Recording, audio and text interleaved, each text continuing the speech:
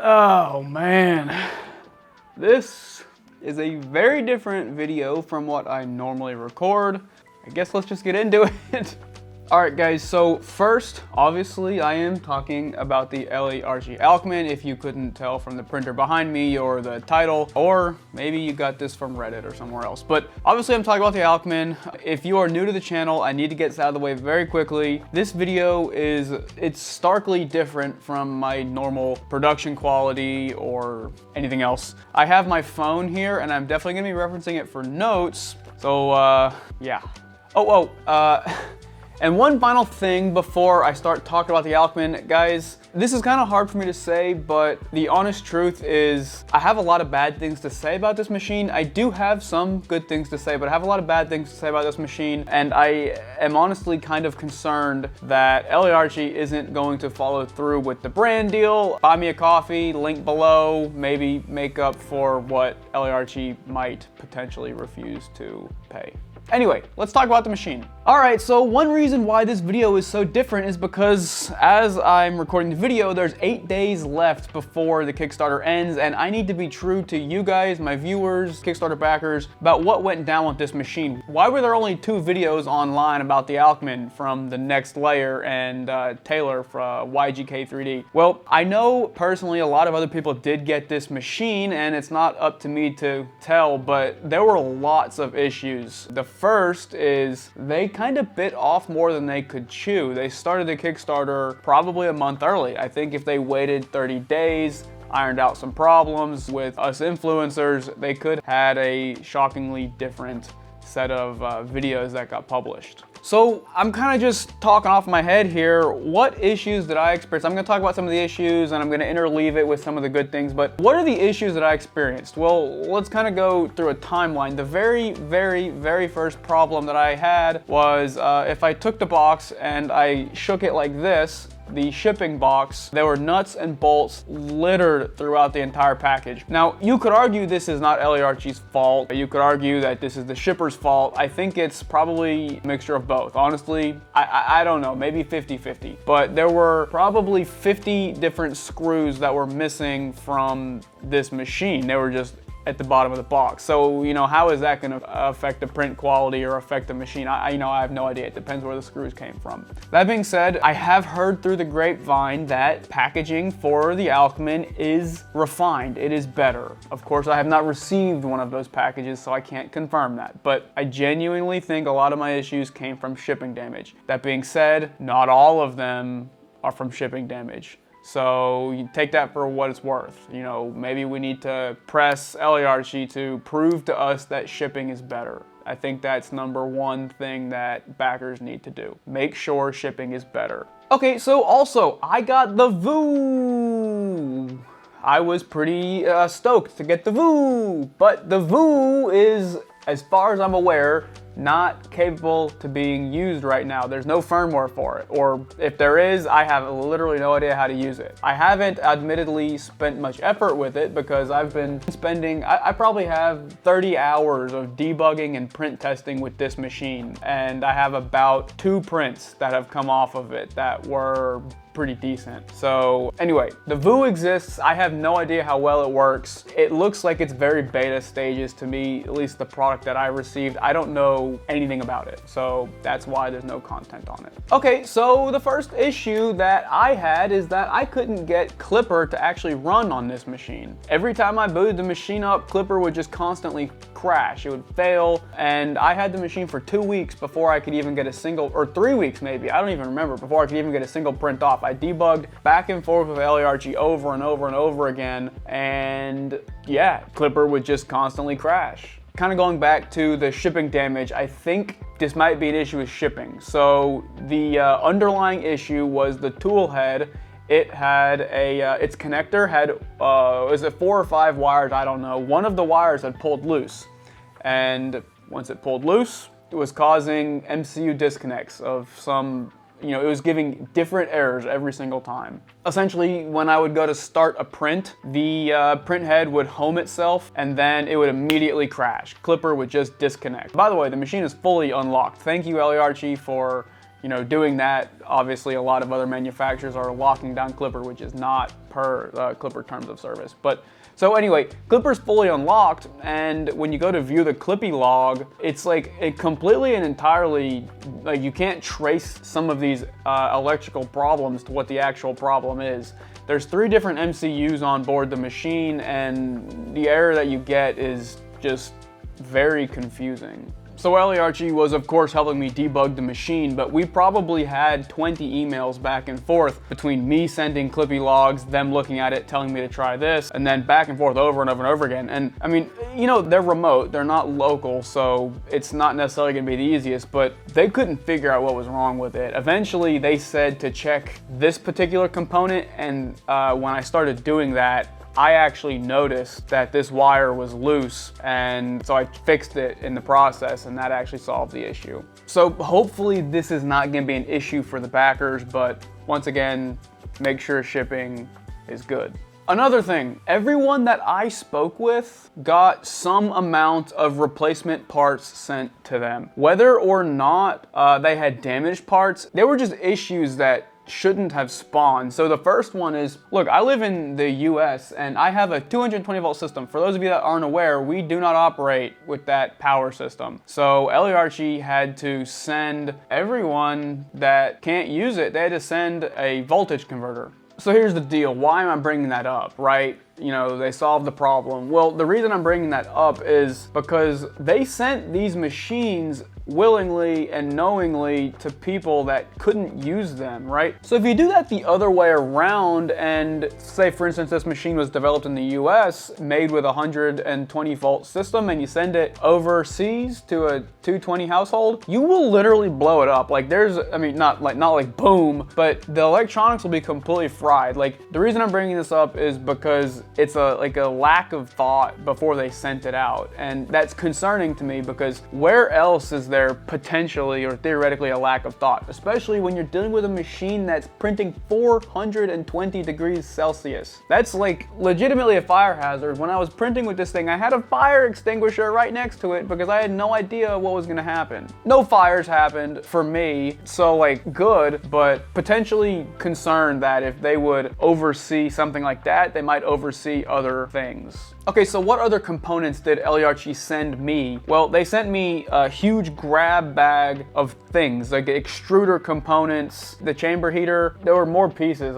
They sent me new motors, A and B motors. There were other things too, and I can't necessarily remember all of them. But so like the chamber heater mounting bracket, it broke within shipping, which means like it was very poorly designed and it's inside the machine and it somehow broke within shipping. So there are some poorly manufactured components, and a lot of this machine is 3D printed. I am not necessarily against 3D printed components, and they're not using PLA or PE. They are using, I believe it's nylon to print the component, so they're using, you know, a nice material, but you know, keep that in mind, right? Like, I don't know what the production machine is gonna have. Are you guys, the backers, gonna have, you know, injection molded parts, or are you gonna get 3D printed stuff too? Because some of these are like razor thin, like the chamber heater. That bracket is razor thin, and that's why it broke. So it's concerning because no one wants to spend a lot of money on a machine that just breaks when, you know, it gets touched the wrong way. Also, these other components they sent, right? So the new extruder, the whole tool head, not completely different, but there's a lot of different, it looks different, especially like the cutter mechanism is designed differently. So who knows what cutter mechanism some of the other influencers had versus what I have, versus like, who knows what you're gonna have. So the one that was installed on my machine prior to me replacing it, they both function, I think, but I don't know which one's the newer one. So it's difficult to assess a printer and then tell backers about it when there are big differences in what backers are gonna receive. So again, yeah. As for the A and B motor, my A and B motor functions just fine, so I didn't even install those new ones. Supposedly they're gonna be quieter, that's great, but you know, I don't know what you guys are gonna receive, so I presume you'll receive the new ones, but I haven't tested with those because my machine doesn't have it. So about all of these components that they shipped out after the fact in second and third boxes to everyone else to install new components. Like, why am I telling you all this? Well, the reason is because it seems like everyone that has the machine has kind of talked amongst themselves, and people have different versions of different parts on the machine. Some of them outdated, some of them newer versions. So we're not really sure, or I'm not really sure what you guys are gonna receive. I hope that you're gonna receive the latest version. That would make sense. But I don't know if I have the latest version. So how can I tell you the parts that I'm using function well or not well, but the parts that are gonna be on your machine are gonna function well or not well? Okay, so fast forward after all of the hours of debugging and new part installation, and I think I received 4 packages from them. After all those packages were received, yada, yada, yada. Okay, the printer is now theoretically functional and ready to go, right? The first thing that I did was I printed a PLA part on the machine. I believe it was this brown part. These were just stacking bins. I 3D printed these pre-sliced components, and they're really quite stringy. That's an issue I noticed. I mean, the surface finish is decent, but they're quite stringy.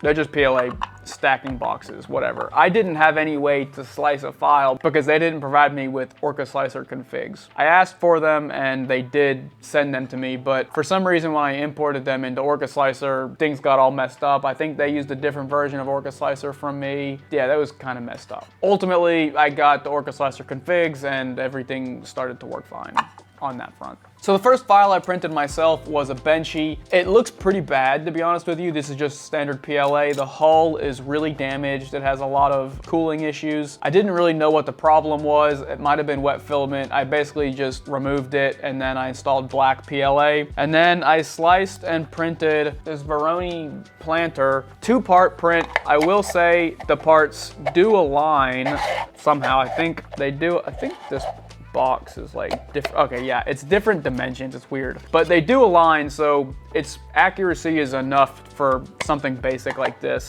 And the Veroni texture, this is really hard to print, right? It looks pretty decent. It's not perfect, but it looks pretty good. And the surface finish on the black PLA looks, I mean, it's passable. The biggest issue is on the inside. There's a lot of retraction issues. It just leaves big, bad, ugly artifacts on the surface wherever it does retract. I started to run low on time, so I figured let me try PETG. That is something that I regularly print with, and so this is a part that I sell on my online digital store, and it is terrible. It is so bad. This part is like beyond unsellable. That's how bad it is. This is actually a very complicated and complex part. There are some, it's really low so you can't tell, but there are some steep overhangs on the bottom. Those steep overhangs do look okay. I've had a lot of printers that fail on those steep overhangs, but really, once again, it looks bad because of where the printer performs its retraction. And this is a part that other older printers like Ender 3 V2 and that era had significantly big problems with, and it is strictly speaking because of retraction. So clearly this machine has retraction issues. So after I printed this model and it was terrible, I contacted them and I was like, hey, can you please slice me a model because the quality on this is just awful. And I sent them a picture, and they agreed, it looked terrible. So I asked her to slice me a Benchy. By the way, I printed one of these in PETG and then one in PETG CF. Both of them had just as bad results. So I asked her to slice me a Benchy in PETG CF. She did. I put it on the machine, and this Benchy looks honestly really, really good. It's like gorgeous. The only issue is the top where the steam comes out. Once again, it has cooling issues. But beyond that, this part actually looks really good. You can tell there are issues where it performed a retraction and it's not perfect, but this is a very good looking model for a more rough material. After I saw that, I started to actually realize, hey, this machine has retraction issues. So I then went and I printed a much larger model myself. I sliced it and then printed it, and that is this model. And yes, it looks really good. The surface finish is gorgeous. The layers stack very well. Everything is like basically right on top of each other. There's no VFAs. The print quality is very good. I am impressed. There are a few places, I keep saying this, but there are a few places where it retracts and it's not good, especially, you know, most algorithms now are doing retraction on the inside. So it's the inside of all these models that have really rough, nasty edges that, for instance, this is a tray that's supposed to hold cards. I can't put, like, the whole print looks beautiful except the inside. I can't put cards in here because these print artifacts on the inside will damage the cards. Inside these wells up front, same thing. Tons of retraction on the inside and they're kind of rough. So retraction needs some work. So I printed that just a couple days ago and I need to get this video out. I have no way to really test the machine otherwise, so I was like, let me just print the same model in other materials. So I printed it again in PETCF and also in PA12CF. And my results are identical as PETGCF. The outside surface finish is phenomenal, it's gorgeous. It handled it really well, but the inside, man, the inside just doesn't look good. It's all these little boogers on the inside. So yeah, but it handled it just fine. And they have pre-made profiles for PA12CF, PETCF. I actually copied the PETCF from Bamboo Slicer, but they have all the other slicers, ABS, PEEK, everything like that. So, you know, it can handle everything. So unfortunately, that's all of the printed models that I can showcase with you guys. I just don't have enough time. I had so many issues with the printer, from clipper issues, disconnecting and crashing, all of these things that I had to crunch through. I just ran out of time. Well, I tried to print PEEK because that's important. They're advertising PEEK being able to be printed on the machine. I recognize there are some issues. I'll get to that in a minute. But I wanted to at least put PEEK through the machine to prove that it could do it. And I started to run into some additional clipper issues. My heater doesn't get hot. I don't know if this is an issue with the electrical system because it's a 220 machine. I'm running on 110 or 120 or whatever. I don't know if that's the issue, but I can stick my hand underneath the heater and it just blows lukewarm air. It blows air that gets to about 50 C. After 50 C, it can no longer keep up, and then Clipper throws an error saying it's not heating at the appropriate rate. So I can't heat the chamber to the appropriate temperatures to print PEEK. It needs the chamber heater to be 90 degrees Celsius. The max I can get it is like 55 if I'm lucky. So unfortunately I couldn't print PEEK. However, I did put PEEK in the machine. It heated up to 420 degrees Celsius and it did extrude PEEK. The machine was extruding PEEK, so I can prove at least that much. And based off some of the other videos that I saw online, it does print PEEK. Now there is a very huge caveat to that statement. They have a silicon sock as the heat shield, right? There's no silicon in the world that can survive 420 degrees Celsius. It doesn't exist. So just because this machine physically can print PEEK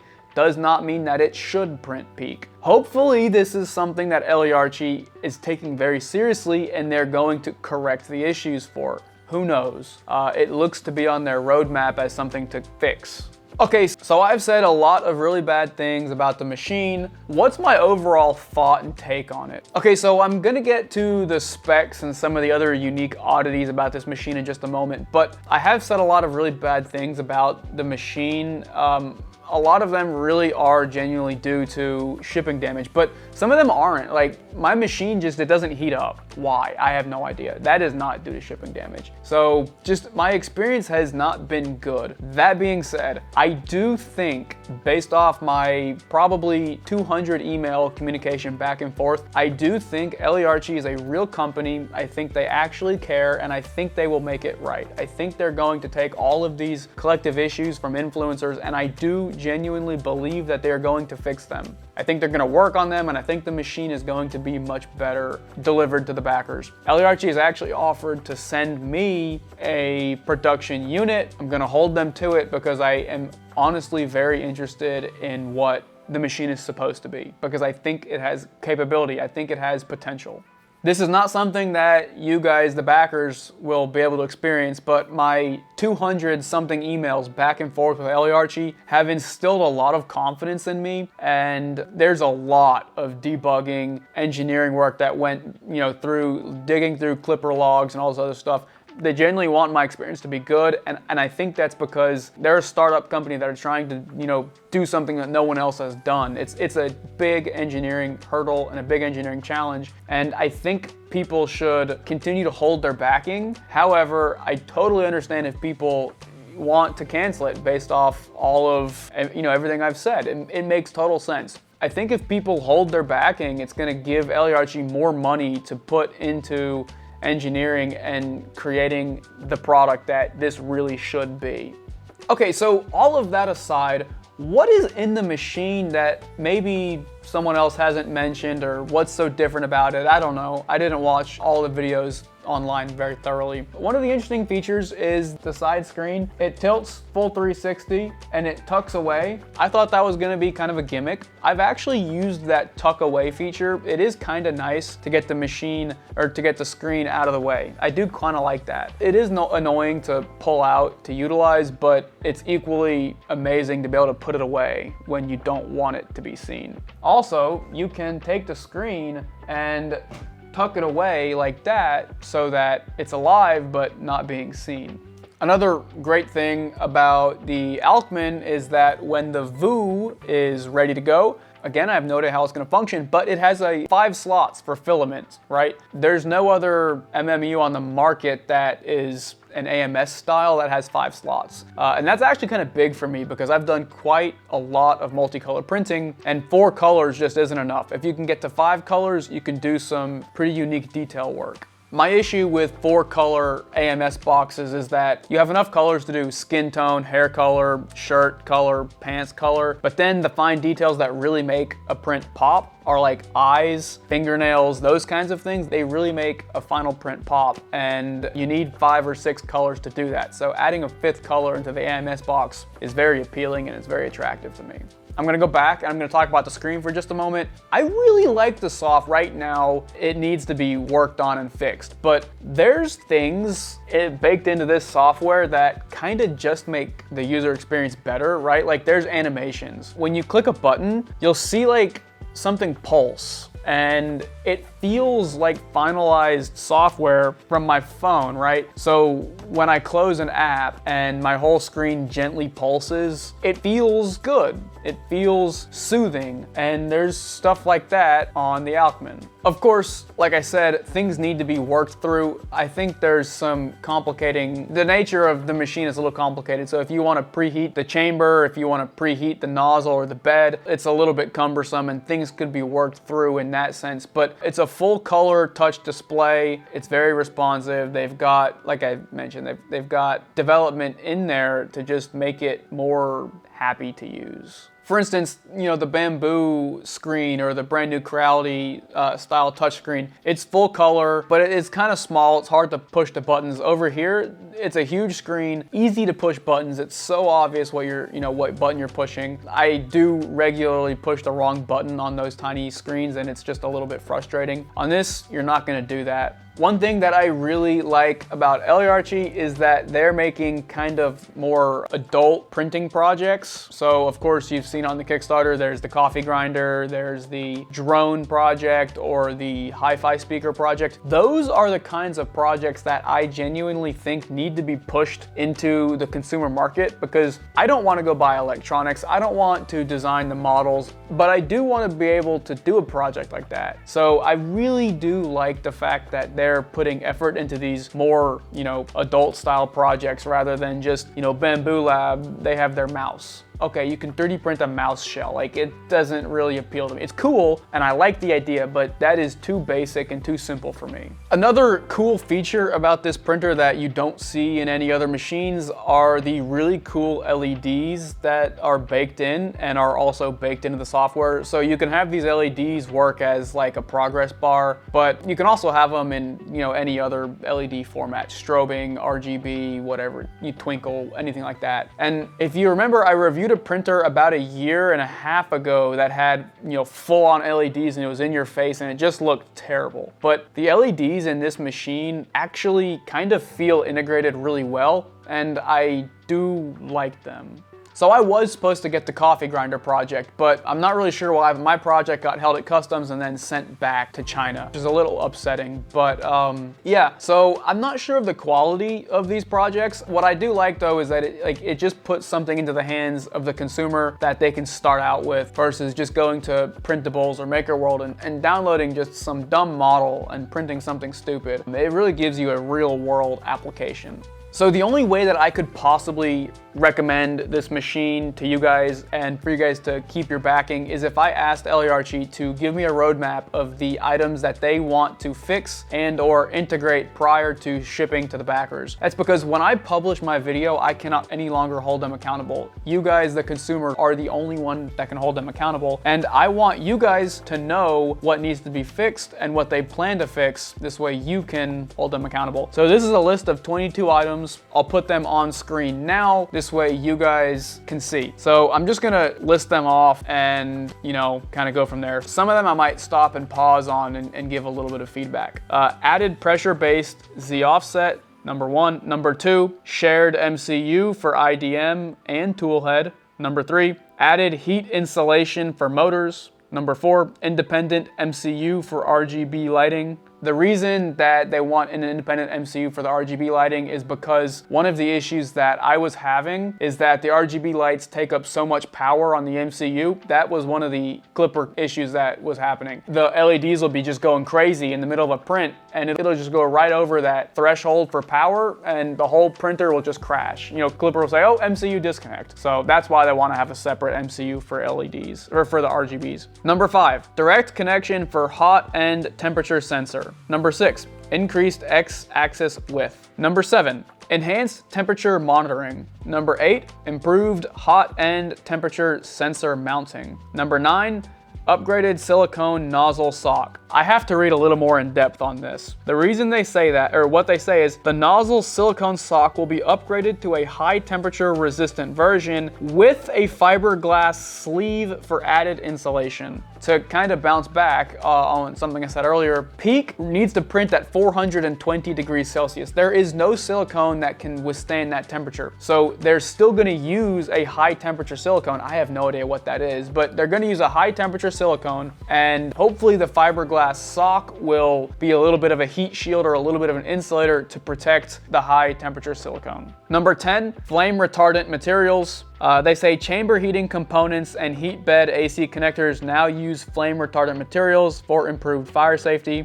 Guys, please keep a fire extinguisher next to this machine if you're printing PEEK. 11, improved tool head cable connection. This one is because of me. I told you the tool head, you know, the wires would constantly pull out and would cause disconnects to one of the MCUs. Improved filament runout detection. Number 13, update cutter design. This is why I'm confused, I mentioned earlier, because I had one version of a cutter installed on my machine. They shipped me a package of parts to install. There was a different cutter in there. I installed the new version of the cutter. Well, now on their roadmap, it claims that there's another cutter version. It's just confusing because, you know, if there is a different version of the cutter from what I have, why? Is it because they had issues with the filament cutting? And if they did have issues with the filament cutting, we would want to know that. This way we could test it. And of course, in this case, I can't because I don't have the newest design. Number 14, material blockage warning system. A new material blockage warning system has been added to alert users about clogs or feed issues. Number 15, internal air circulation mesh. One thing I didn't mention is that on the very bottom of the machine, they have they have some kind of a carbon filter, but there's like 10 different miniature 10mm fans that are just connected to it. It doesn't make any sense. I don't know if they're gonna update this design, but I can't imagine in any world that this air circulation is effective. I honestly cannot trust its effectiveness. It is a very poor design. Structural parts upgraded for better rigidity and precision. I don't know why it needs more rigidity, but that's something I would want to follow up on if I were you. Number 17, added metal bracket for heating module. A new metal bracket has been added to securely fix the chamber heating module during transportation. Okay, as I mentioned, my chamber heater broke in transportation, so now you'll get a metal bracket. I guess that's good. Number 18, VOO system drying function. That's really nice. That means If the 5 filament spools can be dried at once, that's pretty great. It might also be fairly power heavy, I don't know, but something to consider. Number 19, refined nozzle wiping mechanism.